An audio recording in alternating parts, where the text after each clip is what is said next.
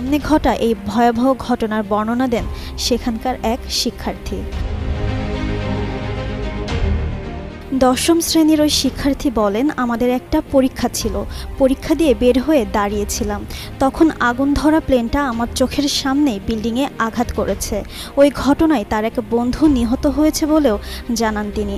বাংলাদেশের প্রথম 5D AI inverter যুক্ত সর্বোচ্চ বিদ্যুৎ সাশ্রয়ী যমুনা এয়ার কন্ডিশনার। বলেন, আমার একটা বেস্ট ফ্রেন্ড যে পরীক্ষার হলে একসঙ্গে ছিল, আমার চোখের সামনে মারা গেছে।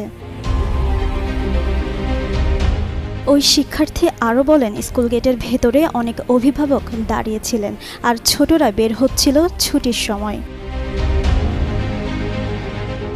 এদিকে ঘটনার পরপরই ফায়ার সার্ভিসের অন্তত ৮টি ইউনিট আগুন নিয়ন্ত্রণে কাজ শুরু করে।